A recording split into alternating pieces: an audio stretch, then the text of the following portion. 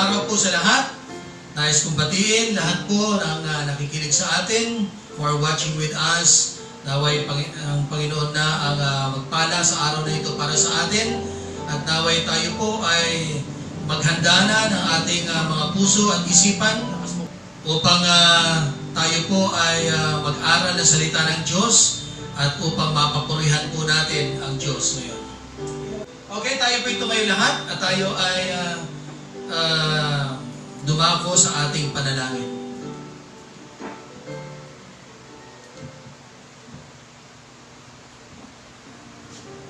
Okay, shall we pray?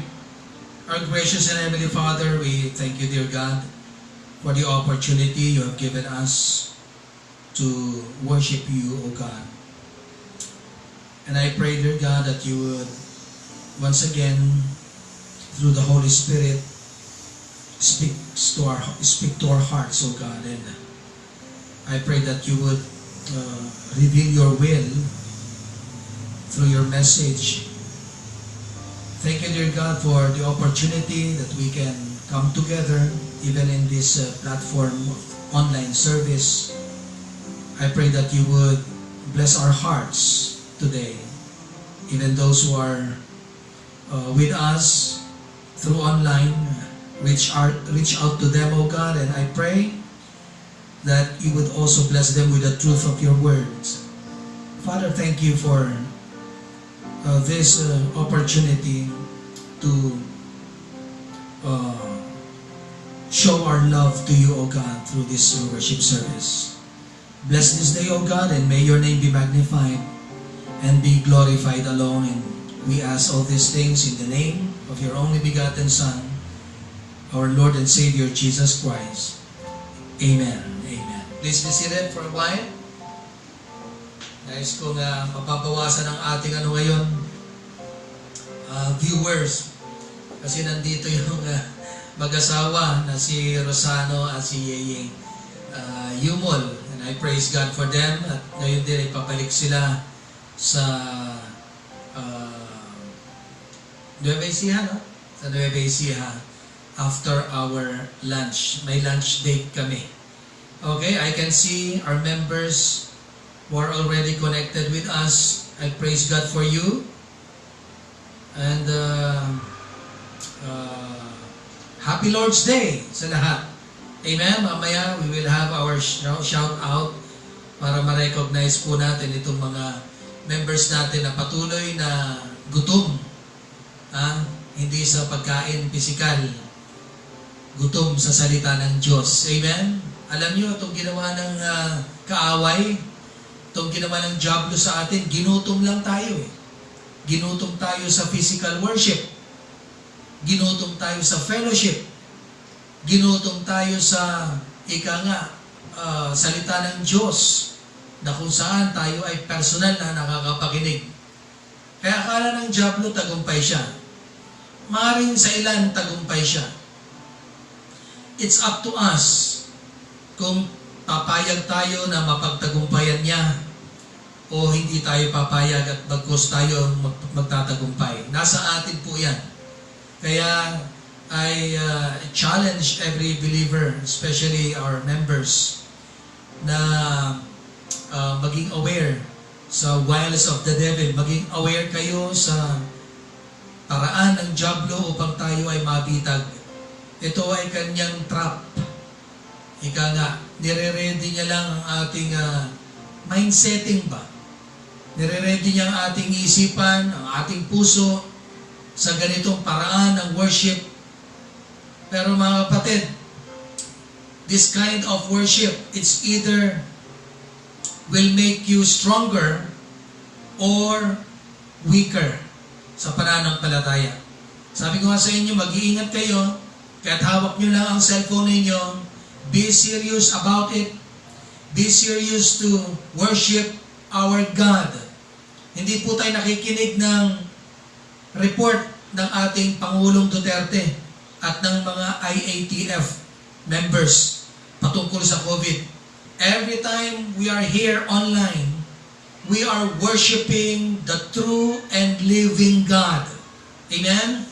The God who loved you, The God who sent His only begotten Son to die for you, to save you, and to give you bountiful life. Kaya, siguro naman, sapat ng mga bagay na yon para ibalik natin ang papuri sa Kanya. Amen? Tayo po ay tumayo muli at tayo po ay magbabasa ng salita ng Diyos. Nagano na ba ako? Nagano no? Yung magandang araw. Yan. Yan yung bago ngayon natin. Okay, let's go to the book of Colossians. Isa sa mga sinulat ni Apostol Pablo, book of Colossians chapter 3. And we will be reading 3 verses here, beginning verse 1 hanggang verse 3. Okay? If you have your Bibles with you, you can also join us in this reading. Colossians chapter 3 verses 1 to 3.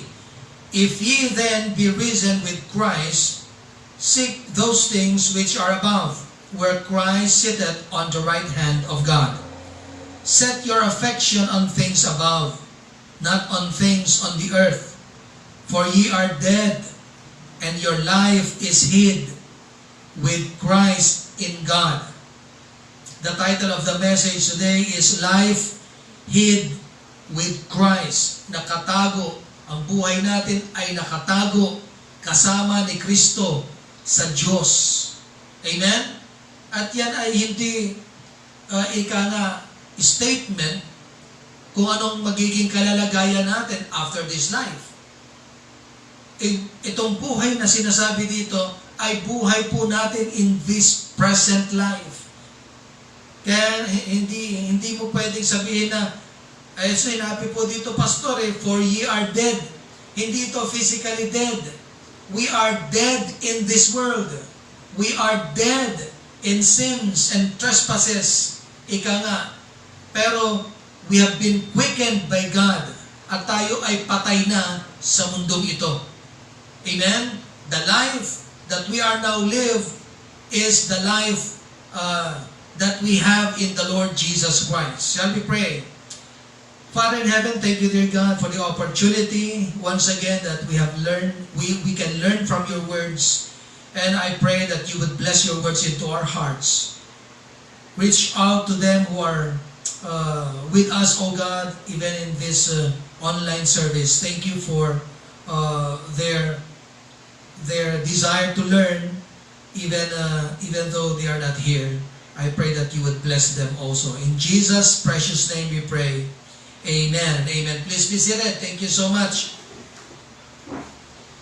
Itong magandang sinabi ni Apostle Paul. Alam niyo si Apostle Paul, bukod sa lalim ng kaalaman niya sa salita ng Diyos, ay meron siyang personal na revelation from the Lord Jesus Christ Himself. Being an apostle, he can directly go to God, and God can directly go to Him. Unlike us, tayo po ay mga believers ng Panginoon Jesucristo sa pamamagitan ng nabasa natin, na sinampalatayanan natin, na nakasulat na. Pero sila, they were directly communicating with God, with the Lord Jesus Christ. Kaya itong mga sinulat ni Apostle Paul ay galing din naman sa Panginoong Jesucristo. Yung lalim, ng doktrina na nalalaman ni Apostle Paul ay hindi sa sarili niyang wisdom and understanding. Hindi sa galing lang sa sarili niyang interpretation dahil sa kaalaman niya sa Word of God. But this is a direct revelation of the Holy Spirit to him. Amen? At itong mga bagay-bagay na sinusulat, na nakasulat dito sa banal na kasulatan ay mayroong malaking effect sa ating buhay. Ito po ay mayroong malaking kinalaman sa ating buhay, past, present, and future life, and even life after this life. May malaking kinalaman po ang mga nakasulat sa salita ng Diyos. That's why we need to learn the Word of God. We need not to stop learning and searching the Word of God. Kinakailangan po bilang mananampalataya, binigyan na tayo ng banal na Espiritu sa atin na nagbibigay ng illumination sa atin every time we read, every time we hear the Word of God.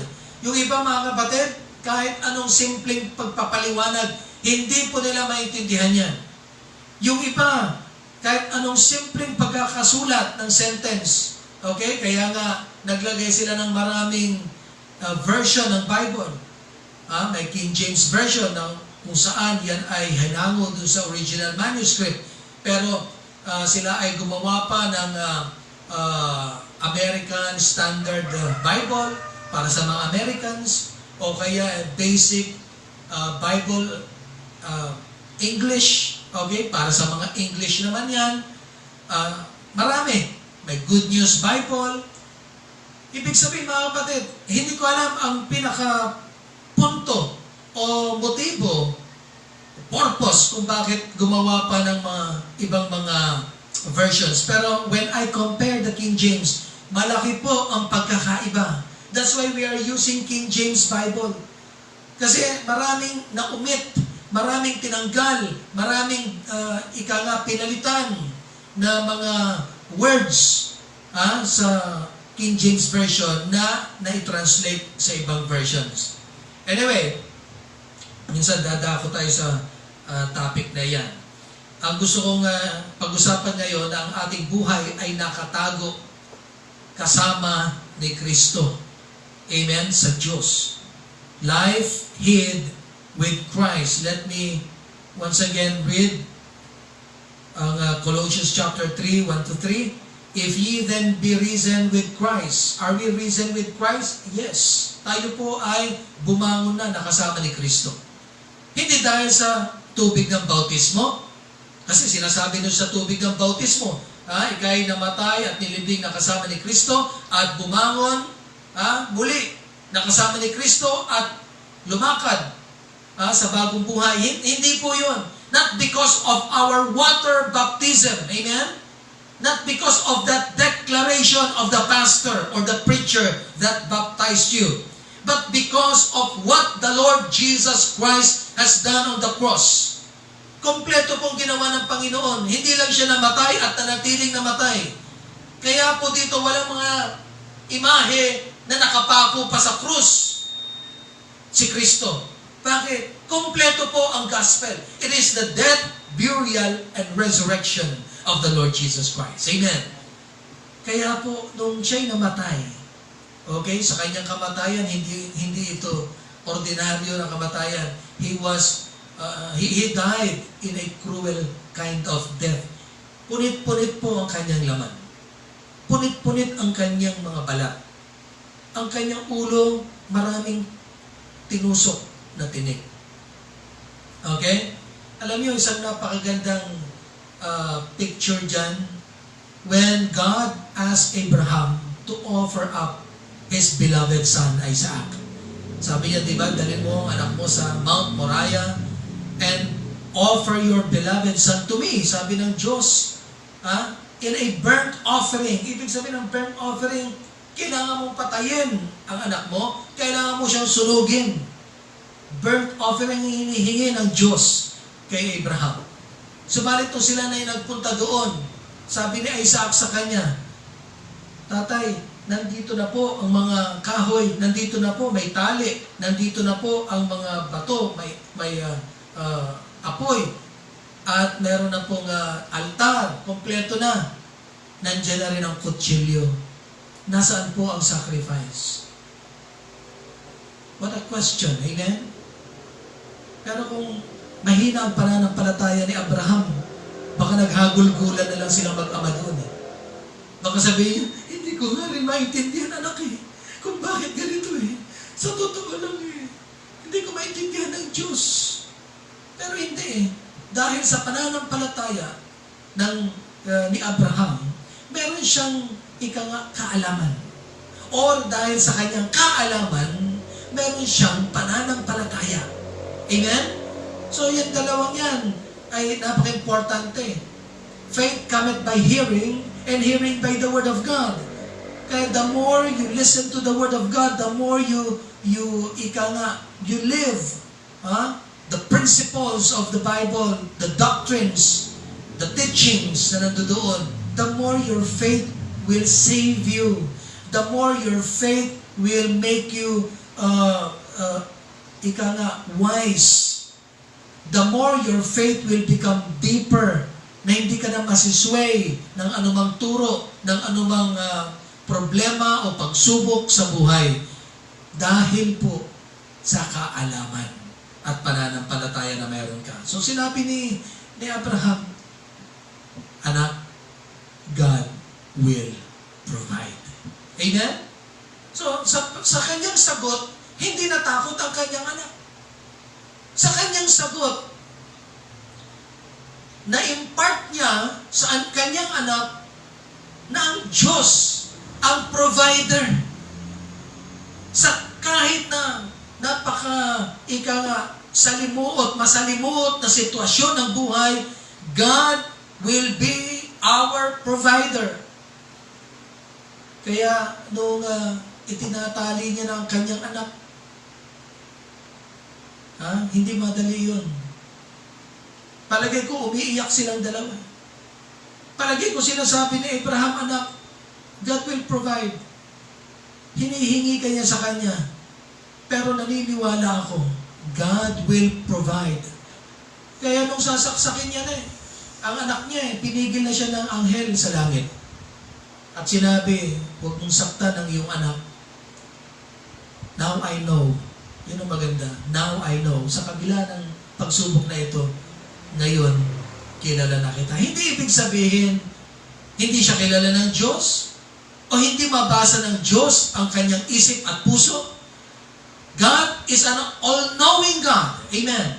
Alam niya kung ano nasa isip natin. Alam niya ang laman ng ating puso. Alam niya ang motibo natin sa lahat ng ating ginagawa. Pero nais ng Diyos na marinig ni Abraham, now I know na mas mahal mo ako sa iyong anak. Now I know na mas uunahin mo ako sa iyong pinakamamahal na anak.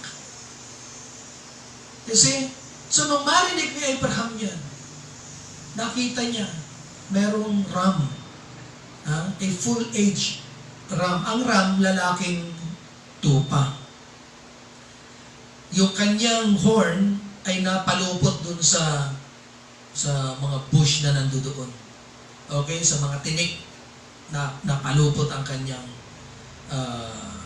ulo. Kaya hindi siya makaalis. At yun ang naging substitute. Yun ang naging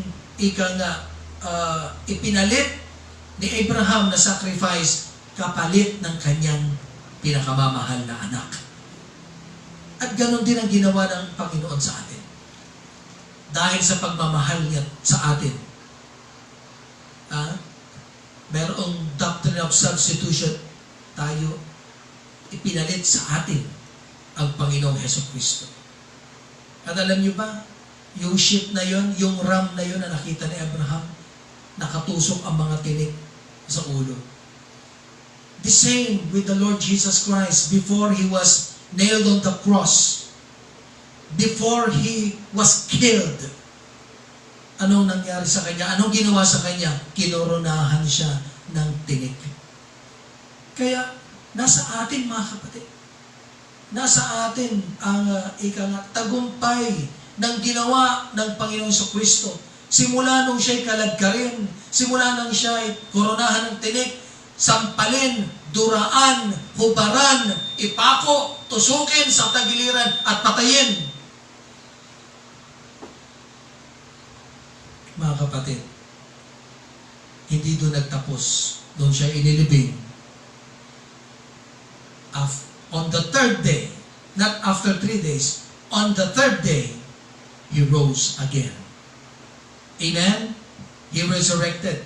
Kaya sa tayo na mga mananampalataya ni Kristo, we are risen with Christ. Kaya sabi ni Apostle Paul, if ye then be risen with Christ, kung kayo bumangon na nakasama ni Kristo, then seek those things which are above. ang hanapin mo ay yung mga bagay-bagay hindi sa mundong ito, kundi mga bagay na makalangit na kung saan ang Panginoon Kristo ay nakaupo sa kanan luklukan ng Ama. Set your affection on things above, not on things on the earth. For ye are dead. Amen? We are dead. Sa mundong ito, ika nga, sa pleasure na pwedeng ibigay ng mundong ito or comfort na ibinigay ng mundong ito. Why? Because we have found the real comfort, and that is from the Lord Jesus Christ. Amen? Now, as Christians, we need to realize that our life is now different from the life we had before as far as security is concerned. As far as spiritual things are concerned. Iba na po ang buhay natin ngayon. Kaya nga, hindi na tayo pwedeng mabuhay ng katulad ng buhay natin. Wala na yun eh. Di ba? If any man be in Christ, he is a new creation. All things are passed away, or all things are passed away. Behold, all things are become new. Yan ang sabi ni Apostle Paul, bagong nilalang na tayo. So, sa pagiging bagong nilalang, dapat meron na rin tayong bagong priority sa buhay. Meron na rin tayong bagong pananaw sa buhay. Meron na rin tayong bagong pagkakakilala sa Diyos. Amen? That God is not God, only God. But He is now our Heavenly Father. We have now a Heavenly Father who hears our prayer, who can see our afflictions. Dapat iba na po ang pananaw natin. We are crucified with Christ, and therefore, our life is now and forever tied up and remain in union with Christ. Hindi na po mawawala yan. Nung tayo ay na-crucify na kasama ni Kristo, kasama niyang namatay, at kasama niyang bumangon muli, tayo ay tied up na sa Kanya, ika nga, now and forever, and will remain in union with Him. That is how our life is now hid with Christ. Kaya sinabi po ni Apostle Paul ng ating buhay ay nakatago na. Hindi nakatago na hindi naka-expose. Hindi nakatago na dahil ayaw ipakita o nakakahiyang ipakita. Hindi yun ang ibig sabihin ng nakatago na kasama ni Kristo. Yang nakatagong kasama ni Kristo, our life is hid with Christ in God. There is protection, there is comfort, there is hope, peace. Yan po ang ibig sabihin yan, mga kapatid. Now, set your affection on things above. Bakit? Meron pong malaking pagkakaiba kapag ang ating affection ay nakatuon sa mga bagay sa mundong ito. Okay? Not on things on the earth or things in this world. You know why? In John chapter 16 verse 33, ito po ang sabi ng Panginoon Kristo, "These things I have spoken unto you, that in me ye might have peace." Sa akin, pwede. You might have peace. Hindi ano to eh. Ika nga, pwede kayong magkaroon ng kapayapaan sa akin. Pero yung kasunod, in the world, ye shall have tribulation. Ayan ang sure. In this world, you shall have tribulation. Sigurado. Whether you like it or not, whether you are agreeing or not, whether you admit it or not, you will surely have tribulation in this world. Sure na sure yan. Pero yung peace, ye might. Amen? Bakit might ang ginamit? Bakit pwede kang magkaroon ng peace? Kasi nasa sa iyo kung tatanggapin mo yung kapayapaan na yan. Nasa sa iyo kung ibubuhay mo ang kapayapaan na yan. Nasa sa iyo kung paniniwalaan mo ang kapayapaan na yan. You know, trials are there to strengthen us, to make us mature. Hindi po ito binibigay sa atin o pinahihintulutan ng Diyos sa atin upang tayo po ay bumagsak, tayo ay manlamig, tayo ay muling mawala sa Kanya. Ang mga pagsubok po sa buhay ay nandyan upang tayo ay maging mas malakas, mas matalino, at maging mature sa buhay na ito, maging sa buhay Kristiyano. Our faith must be tried. Kinakailangan po itong dumaan sa mga trials. Bakit? Sapagat dito mapapatunayan ng Diyos kung anong level natin. At dito rin natin malalaman kung ano ang level ng ating pananampalataya kung ito ay dadaan sa trials. You know, Peter lost his focus on Jesus when he was walking on the water because Jesus allowed him to experience destruction by the wind and waves. Inalaw ng Diyos na dumakas ang hangin, magkaroon ng waves. Then si Peter na naglalakad sa tubig patungo sa Panginoon na wala ang kanyang focus, siya ay lumubog. Amen? At nung sinagip siya ng Panginoon, dahil sa kanyang tawag din, Lord, save me. Then Jesus stretched forth His hand and saved him. Pero nirebuke siya ng ating Panginoon. Anong sabi ng Panginoon? Ye of little faith. Ibig sabihin, doon nakita ni Peter ang kanyang sarili na maliit lang pala ang kanyang pananampalataya. Seemingly, when the Lord Jesus Christ introduced Himself, do not be afraid, ako ito. Huwag kayong matakot. Kasi nakita nilang Panginoon nasa dilim, pero nakatayo doon sa ibabaw ng tubig. Natakot sila, akala nila multo. Pero seemingly, para bang si Peter, ang taas ng pananampalataya. Napakalawak ng kanyang pananampalataya na siya lamang sa mga disipulo na nandoon, siya lamang ang nagsabi, Panginoon, kung ikaw nga yan, tawagin mo ako. Amen?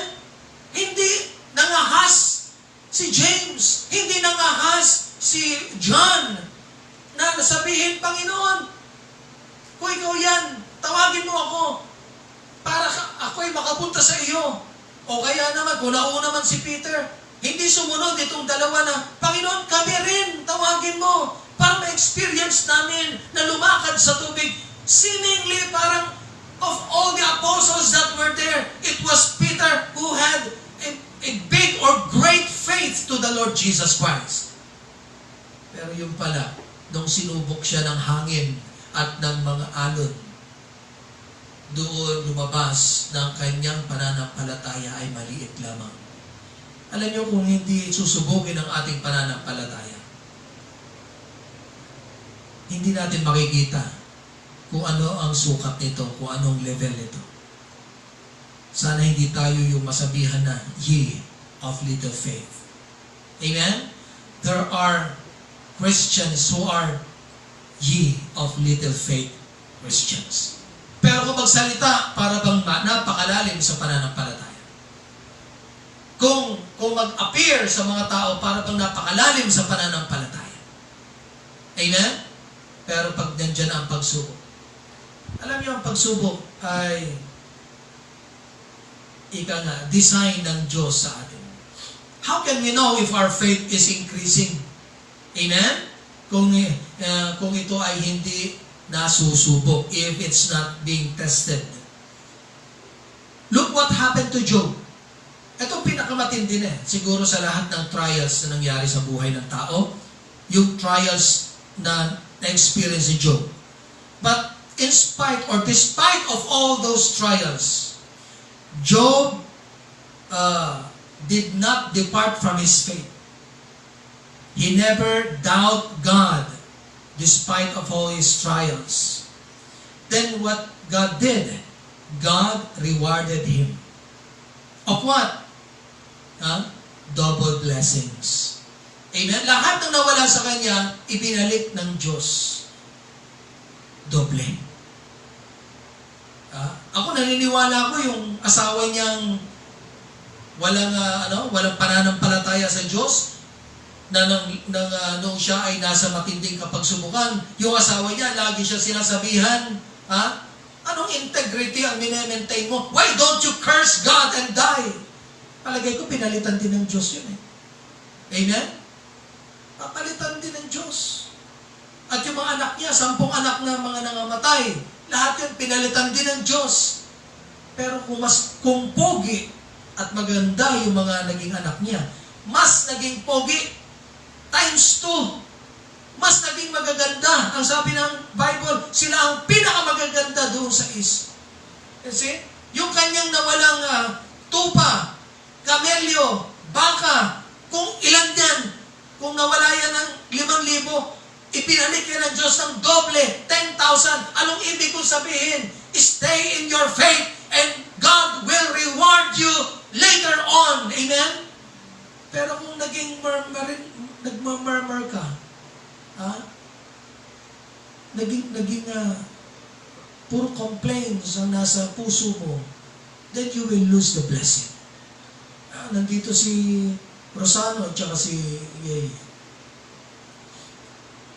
Hanggang ngayon, wala pa silang trabaho. Pati yung negosyo nila, saan yung, anong mall yan? Sa Farmers? Anong floor?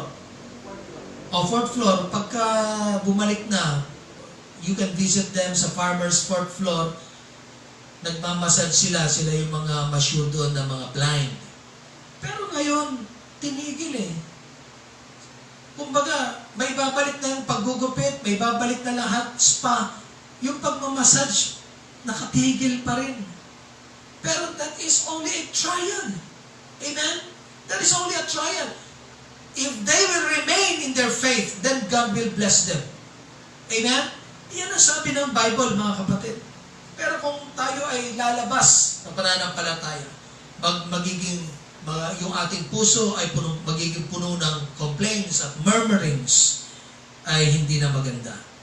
Now, if you're going to focus on things that disturb you, your life will never become a channel of blessing to others. Tandaan po natin yan. Kung nakafocus ka lang doon sa pangailangan mo, kung nakafocus ka lang sa problema mo, kung nakafocus ka lang doon sa dapat mong gawin, you can never be a blessing to others, even to God. Amen? Kasi sabihin mo excuse muna ako Diyos, diyan ka muna. Kasi mas may importante akong gagawin.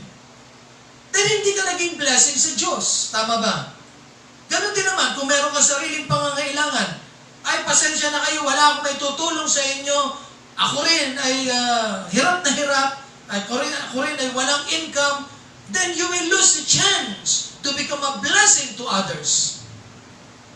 Alam niyo, kahapon may kausap ako pastor sa Cavite. Kilala kong pastor. Kasabayan ko to sa Bible School. Ito, hindi naman nakapag-aral talaga. Ito yung dating hold-upper.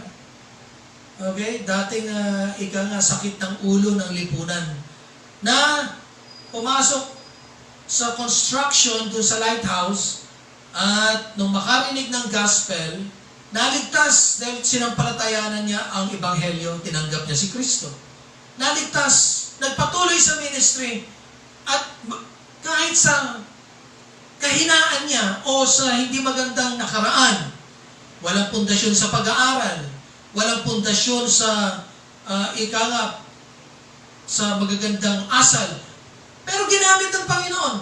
At nakikita ko ang kanyang pagbabago. Nakikita ko kung gaano siya kasipag sa ministry.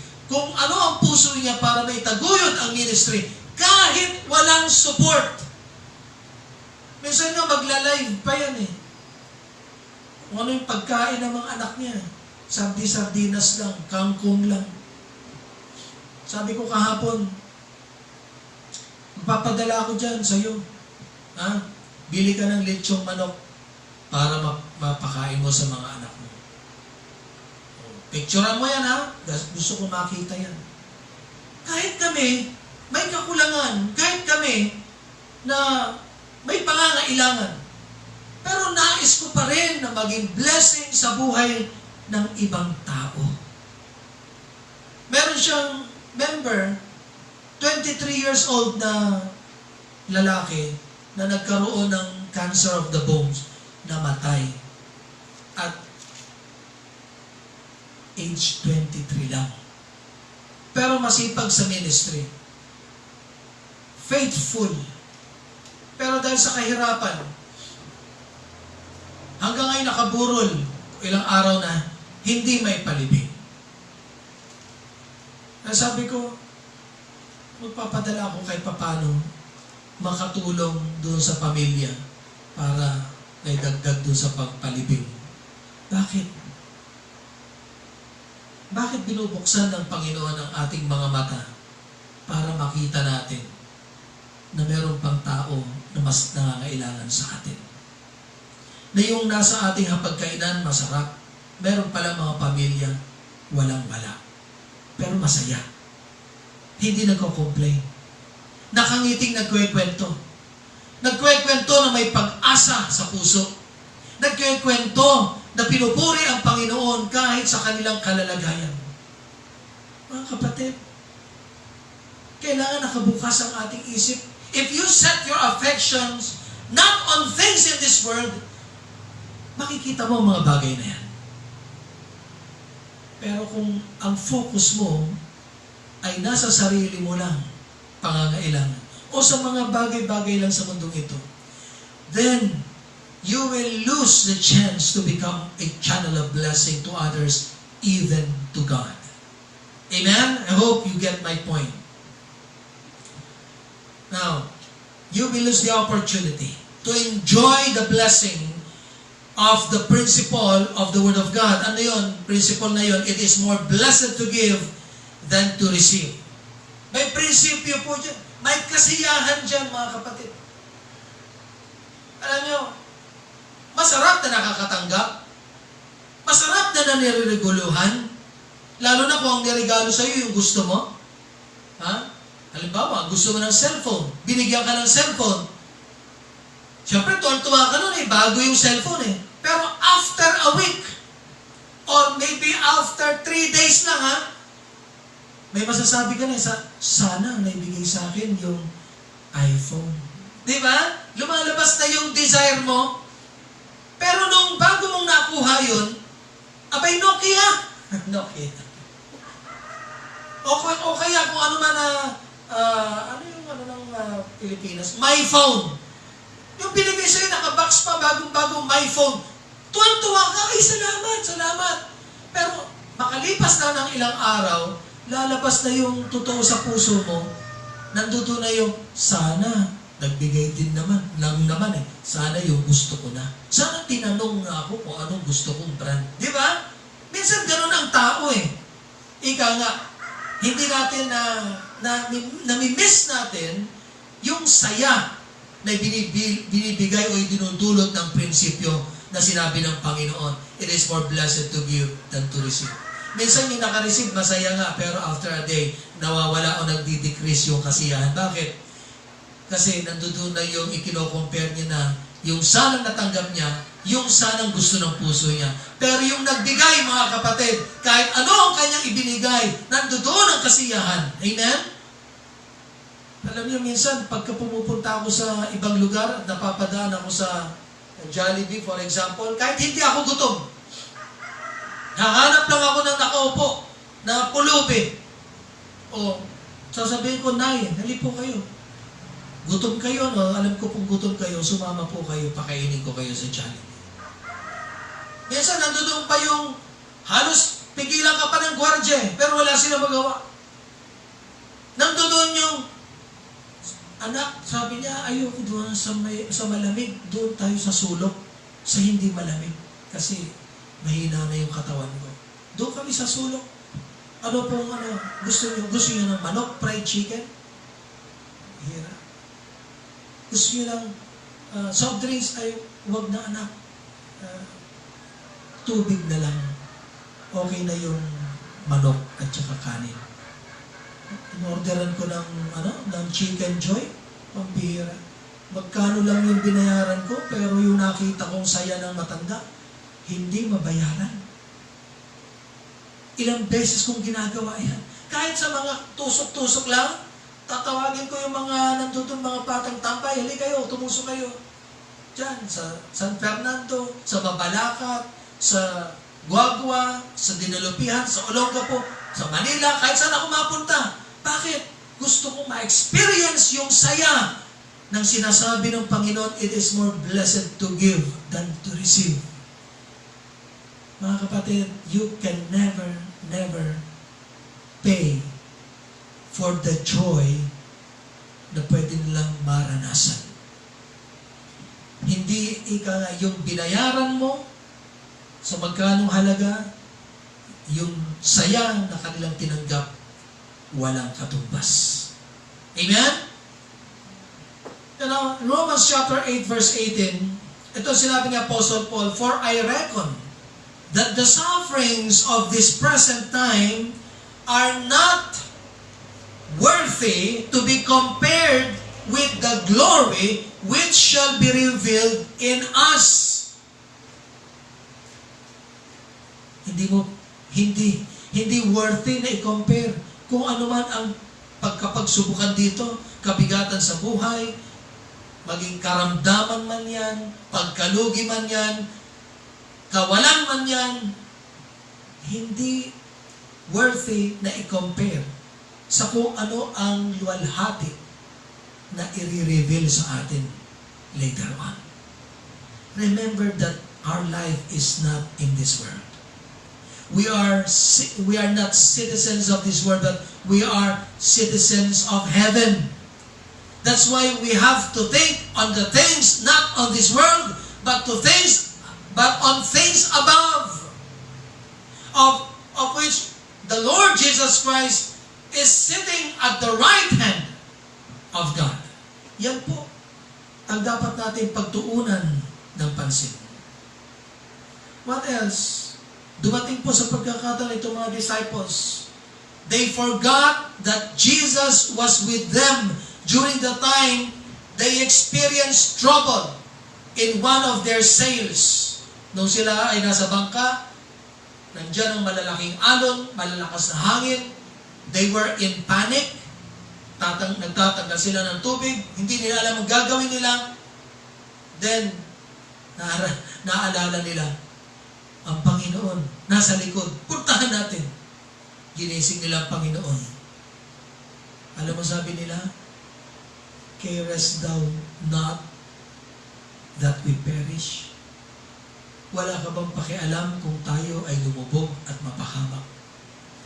You know, when fear envelopes you, pag binalot ka na ng fear, there is a big probability for you to forget to exercise your faith. You will forget that Jesus is there with you. Kahit na alam mong nasa tabi mo ang Panginoon, iba pa rin ang sasabihin mo. Imbes na sana sinabi nila, Panginoon, malakas po ang hangin, malalaki po ang alon, pero alam po namin dahil kasama namin kayo, hindi po kami mapapahamak. Amen? Di ang sarap sana ng gising ng Panginoon? Ginising mo na rin lang ang Panginoon. Eh kung gano'n ang narinig ng Panginoon, abay, sasabihin ng Panginoon, great is your faith. Di ba? Eh anong ginawa nila? Ginising nila ang Panginoon. Gising, Panginoon, gising, Master! Carest thou not that we perish? Wala ka bang pakialam na tayo ay lulubog at mapapahamak? Ano sabi ng Panginoon sa kanila? Ye of little faith. Matapos na pahintuin ng Panginoon, peace be still! Tumigil lahat. Nagtaka pa sila, what manner of man is this that even the nature obeys him? They forgot everything about the Lord Jesus Christ. They forgot that Jesus is the Son of God. They forgot that He can perform miracles and nothing is impossible with Him. They forgot all those things. Why? Because of fear na nakabalot sa kanila. Yan ang gusto ng diablo sa atin. Kaya nung tayo ginawang anak na ng Diyos, God has not given us the spirit of fear anymore, but the spirit of power and of love and of a sound mind. Meron na tayong tamang pag-iisip. Meron na tayong kapangyarihan dahil alam natin ang posisyon natin bilang mga anak ng Diyos. Nandiyan na rin ang pagmamahal. Amen? They forgot everything. That's also the time, kapag nasa iyo ang fear, you begin to question God. Carest thou not that we perish? Or, don't you care anymore for me? Do you still care for me? Meron kaming kakilala noon. Batang-bata, 28 years old lang na doctor, graduate ng UP. Nagkasakit ng colon cancer. Kinwestiyon niya ang Diyos. Sabi niya, why me? Dami ko pang pangarap. Gusto ko pang mabuhay ng matagal. He was a promising doctor. May training na sa Amerika at age 28, napakabata.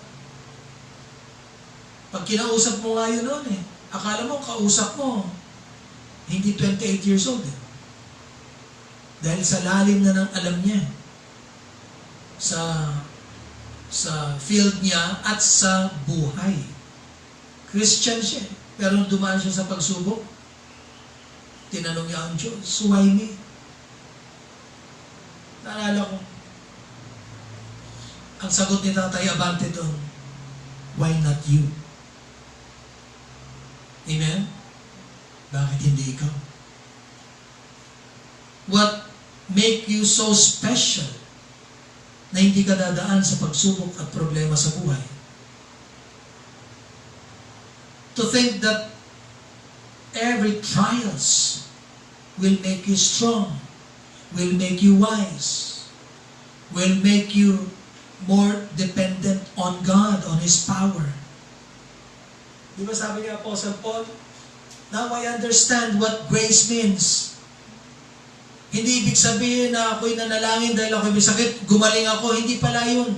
Although that is also grace, but a deeper meaning of grace is this, that even though you are in the midst of your trouble, that even though you have the thorn in the flesh, kaya mong sabihin, I would rather glory in my infirmities, that the power of Christ may rest upon me. That is the deeper meaning of grace. Amen? Tinanong ko yung pastor, sabi ko, may pera ka naman yung aircon mo sa likod, sino bumili niyan? Dahil nung nag-video call kami, may aircon ako nakita. Sabi niya, bago yan, pastor. Sino bumili yan? Nung nakatanggap ako ng ayuda, sabi niya. 10,000. Binili niya kaagad ng aircon. Bakit?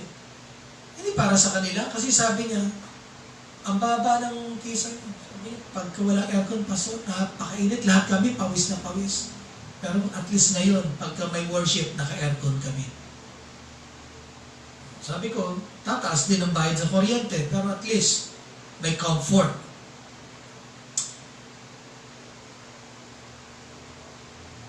In James chapter 1 verse 2 and 3, ang sabi ni James dito, my brethren, count it all joy when you fall into diverse temptations. Count it all joy. Maggalak kayo kung kayo man ay mahulog sa iba't ibang klase ng temptations. Ika nga, knowing this, that the trying of your faith worketh patience. Kung nananalangin ka, Sabi nga ng isang kwento Pastor, panalangin mo nga ako kasi hindi ako pasensyosong tao Gusto ko maging pasensyoso. Sabi niya, panalangin mo po ako. Kung ipanalangin siya ng pastor, sabi niya, Panginoon, simula ngayon, bigyan niyo po ng maraming tribulation. Maraming problema ang taong ito. Bakit po, Panginoon, gano'n ang panalangin niyo? Binuksan niya itong James chapter 1 verse 3. Knowing this, that the trying of your faith worketh patience.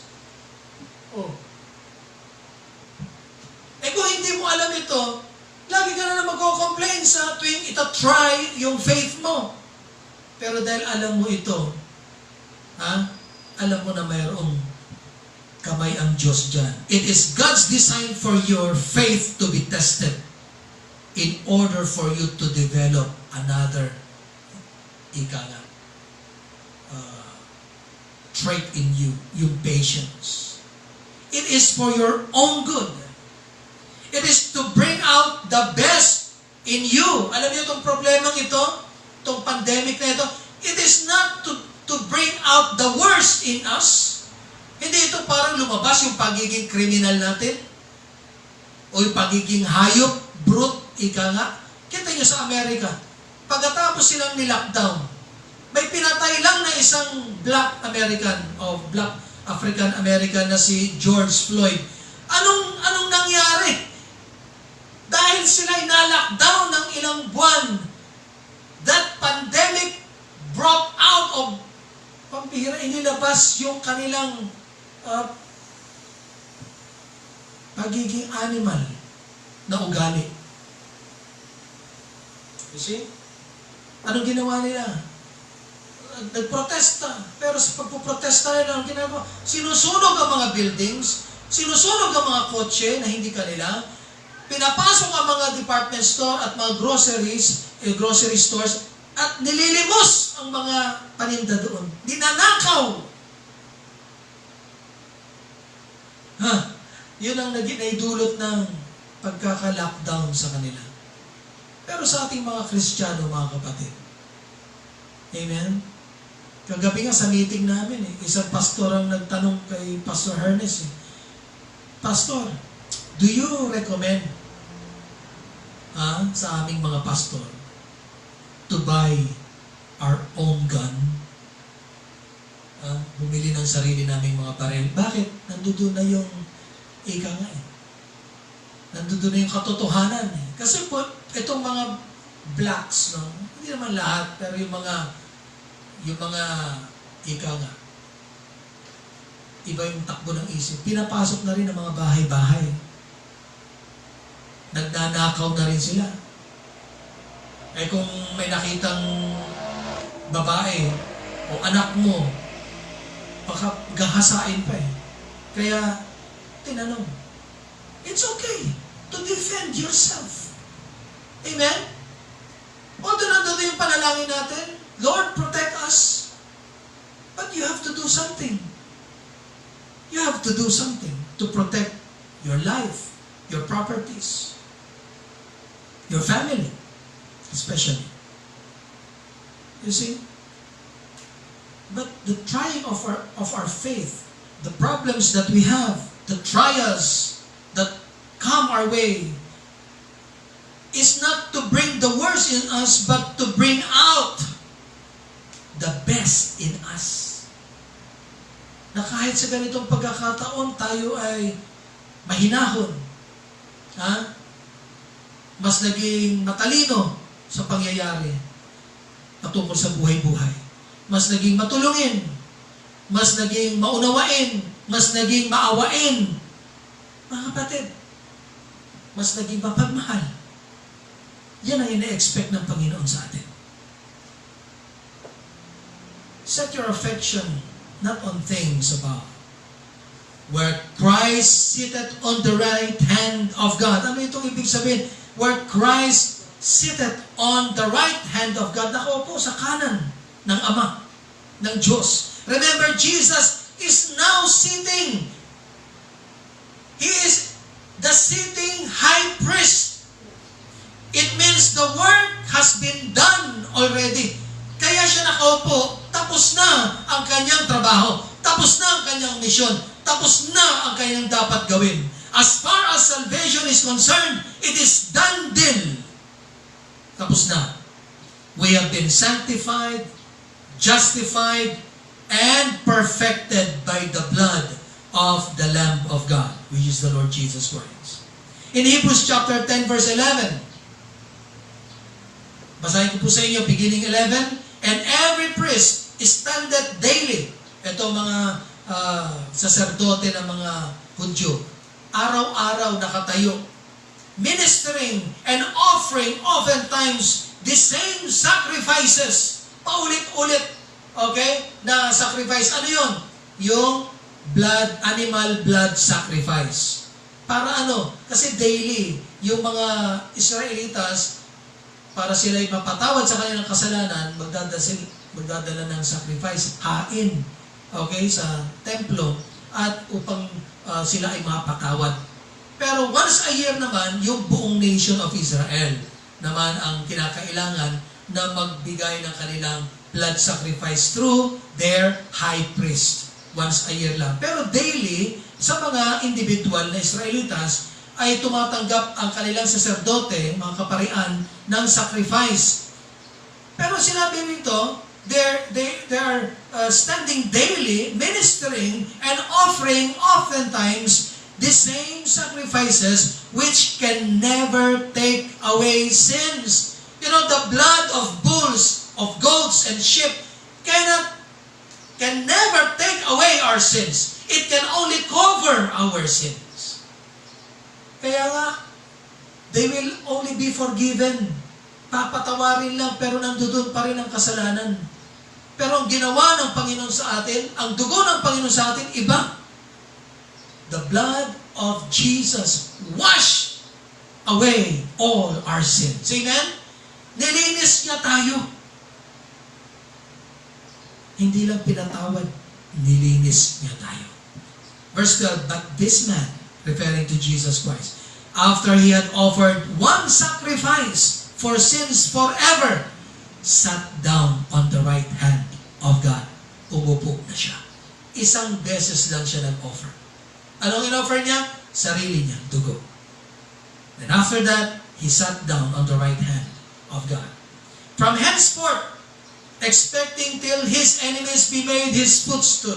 Lahat ng kaaway, nandyan ang problema mo, nandyan ang karamdaman mo, nandyan ang mga powers, dominions, and mga evil workers. Lahat yan magiging footstool lang ng ating Panginoon. Amen? At hihintayin natin ang pagkakataon na yan. Verse 14, for by one offering, he hath made, or he hath perfected forever them that are sanctified. Tayo po yun, mga kapatid. We were perfected by the blood. We have been cleansed by the precious blood of the Lamb. The same blood, the same amount of blood, and the same quality and power. Kung paano sila nilinis ngayon, the same blood ang naglinis sa atin. So don't put him back on the cross. Don't nail him back on the cross. And don't make the victory that he has won on the cross of no effect in your life. Yan po yung falling from grace. When you stop believing in the victory that he has done for you, that he has won for you. Para bang winala mong bahala, winalang kwenta mo ang ginawa ng Panginoon at wala nang effect sa buhay mo. Then, that is fallen from grace. You know, in our life,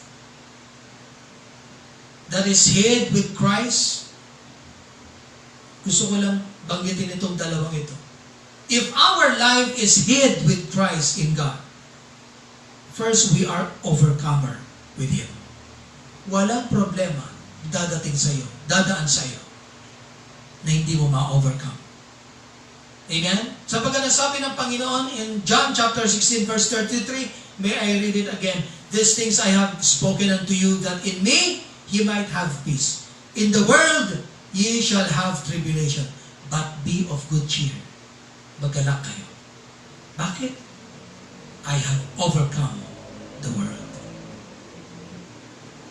Napagtagumpayan ko na ang mundong ito. Ang mundo na kung saan tinuturing mong kaaway, ang mundo na tinuturing mong nagpapahirap sa iyo, ang mundo na kung saan ikaw ay nakakaranas ng kalungkutan, ng kapighatian, ng kabigatan, pinagtagumpayan na ng Panginoon ang mundong yan. Amen? That if our life is hid with Him, then we are also overcomer with Him.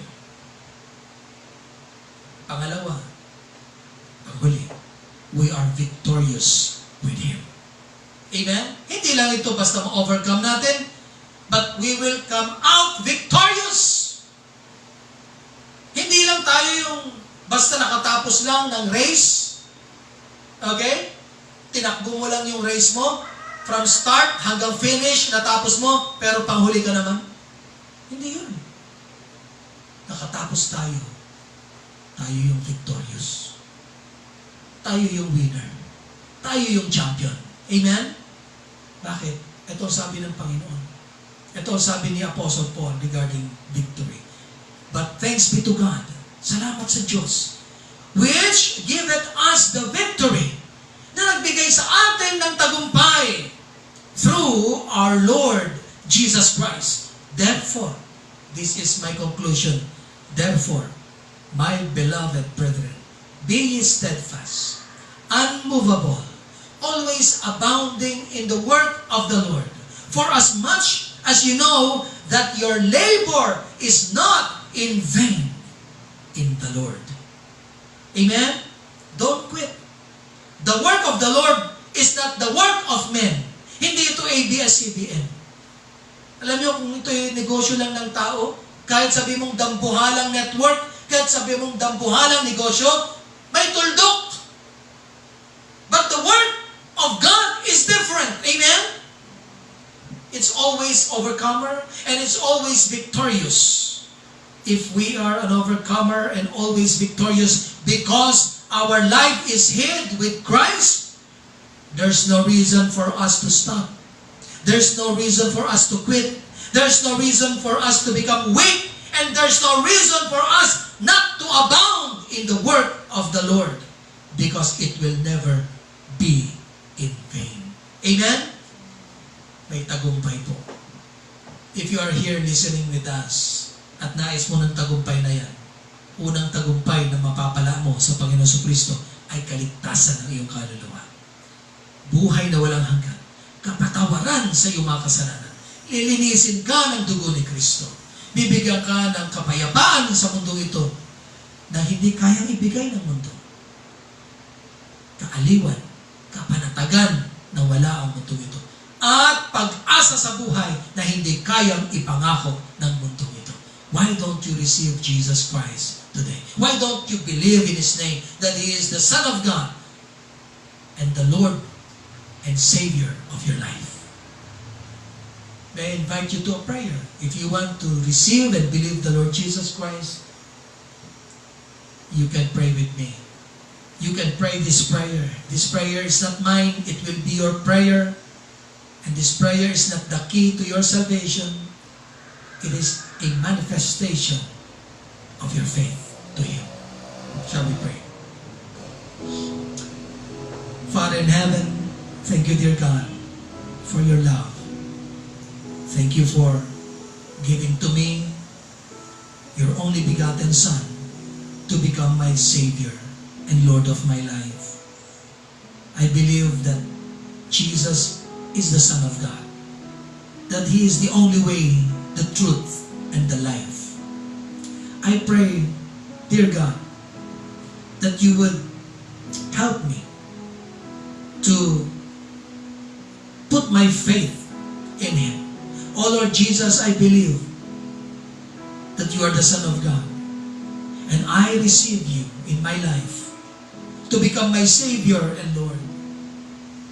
Thank you for all that you are offering to me today, the forgiveness of all my sins, that your blood that will cleanse me, that will cleanse me and take away all my sins.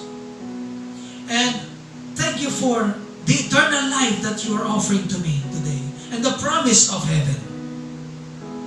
I pray also, and I receive the peace, the comfort, and the hope that you are giving me. Oh Jesus, come into my life and be my Savior and Lord. Help me to remain in my faith in you. Help me to grow in my faith and in the knowledge of your grace. All these things I ask in your name. Amen. How about you, Christians? How about you? Is your life hid with Christ? It is. But are you living this principle? That you are indeed overcomer and victorious. Why don't you pray? Thank God. Praise His name. Glorify His name.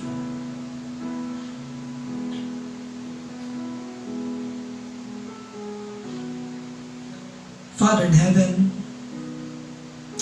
O Diyos, maraming salamat po sapagat patuloy mo kaming nire-remind, patuloy mo kaming tinuturuan na mga katotohanan mula sa iyong mga salita. Maraming salamat po sapagat muli niyong binuksan ang aming mga puso at isipan sa pamamagitan ng Banal na Espiritu na patuloy na nangunguna sa amin sa mga katotohanan na nais yung malaman namin.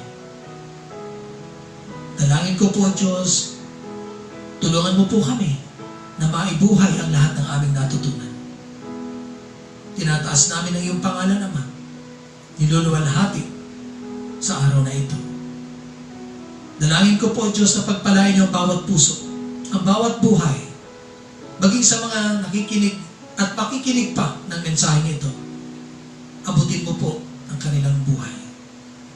In Jesus' precious name we pray all these things. Amen and amen. Thank you, God. Thank you, Jesus. Amen. I hope you are blessed with the preaching of the word. Maraming salamat po.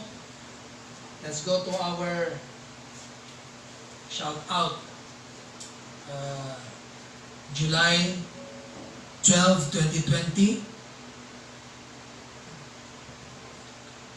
Nandito na kasama natin si ang Yumol family, si Yeye, tsaka si Rosano. At I'd like to thank also the Montemayor family sa dinalupihan, kay Brother Bert, Sister Pinky, thank you so much for watching with us, sa Torla family, kay Sister Diane, mga anak, si Brother Joel, na nandoon sa Quezon City. Thank you, Brother Joel, for joining us. Laod family, thank you, Sister Imelda, at kay Princess, kay Nika, and Apid Sisters. At si Mark June Labarte. Thank you, Mark June Labarte and yung Apid Sisters na dinedicate natin. Sister Maria Luisa Alayon also join us in our service. Thank you, Sister Luisa. And Bagang and Serrano family dito sa Lubao. Thank you for joining us. And Rex Yumol, nasa Isabela pa. Thank you for joining us. Eric Tabuhara, my friend, my classmate sa Bible College. Thank you. Nasa Marines na siya ngayon. Dampil and Kalayag family sa Subic, thank you for joining us. And Lani Kulala, thank you for joining us. Lani and Vitog family, kay Sister Marie, at mga anak niya dito sa Lubao, thank you for joining us. Si Brother Glenn, nandyan na rin. Si IG Angeline Tirazona from Quezon City, thank you IG for joining us. Si Rachel Vallarta, thank you for joining us. Si Russell Sat, thank you for joining us. At ang mother ko, Medelina Escala from Olongapo, thank you ma for joining us. And Marife Salviejo, thank you Marife for joining us. Mildred Ortega, thank you Sister Mildred for joining us. Amelia Lopez, thank you Amelia for joining us. Christine, what's this? Charlie Ascala, thank you for joining us. Kamag-anak ko siguro ito. Next page. Saan yung next page ito? Yun. Irene Salonga from Taguig, thank you for joining us, Sister Irene, and also Brother Crispin Salonga sa Taguig din, kanyang mister. And Teresa Di Marucot, thank you Teresa for joining us. At si Julius, thank you Jules for joining. And Ira Terazona, thank you Ira for joining us. Yung hindi po namin nabanggit dito ay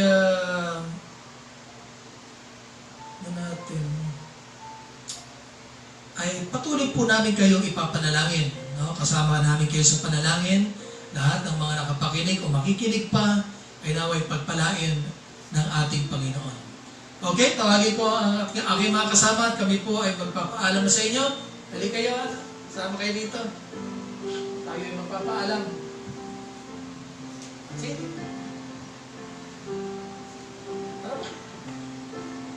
After this, we will have a dedication kay Rosano at kay Yeye.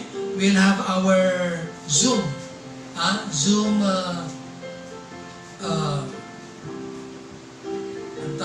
conference. Okay?